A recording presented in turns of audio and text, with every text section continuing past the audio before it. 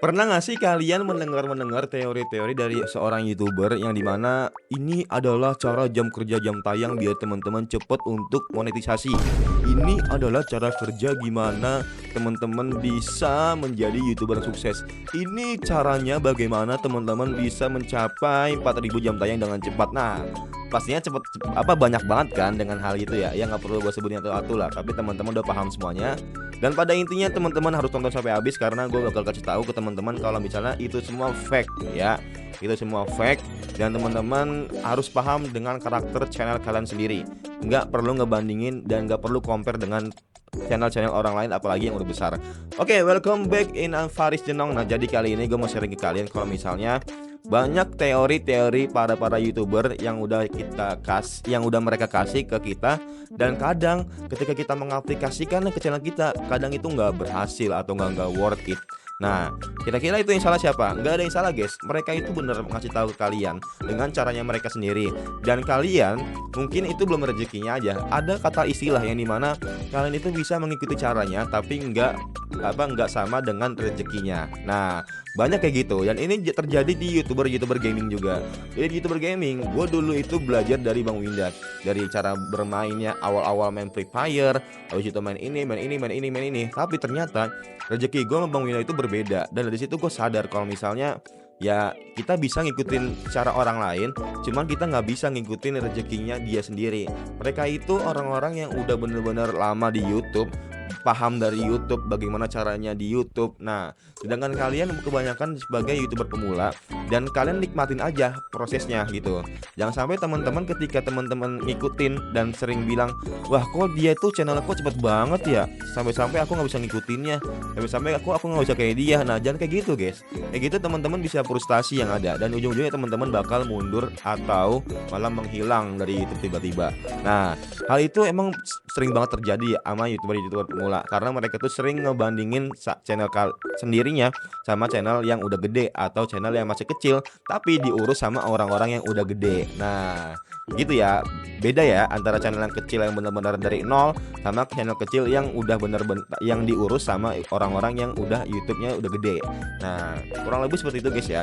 Buat teman-teman harus paham kalau misalnya emang terkadang secara mental itu perlu banget loh sebagai YouTuber pemula. Karena kalau teman-teman mental nggak kuat, pastinya dikit-dikit bakal mundur, dikit-dikit bakal bakal resign sih anjir. Dikit-dikit bakal frustasi, bakal stres. Kok gue udah bikin video panjang, udah bikin video yang menarik, isinya kontennya ada daging, udah bener hot banget. Nah, tapi teman-teman ngerasa kalau misalnya kok penontonnya dikit banget ya. Nah, itu sering banget terjadi guys sama YouTuber pemula. Jadi buat teman-teman, kalau misalnya hal itu terjadi, teman-teman bisa evaluasi sama isi kontennya teman-teman sendiri. Jangan sampai teman-teman merasa bahwasannya wah video aneh kok, garing banget, sepi banget yang nonton. Habis itu teman-teman menghilang. Jangan kayak gitu guys. Teman-teman evaluasi aja. Evaluasi, pahamin apa yang jadi apa yang jadi kritik dan kekurangan dari video teman-teman. Kalau misalnya udah, nah dari situ udah bakal ketahuan tuh. Pastinya guys ya, setiap kalian melangkah, setiap kalian melakukan konsisten dan juga diiringi sama eh, motivasi dan juga inovasi. Nah, secara nggak langsung teman-teman itu akan melakukan perubahan.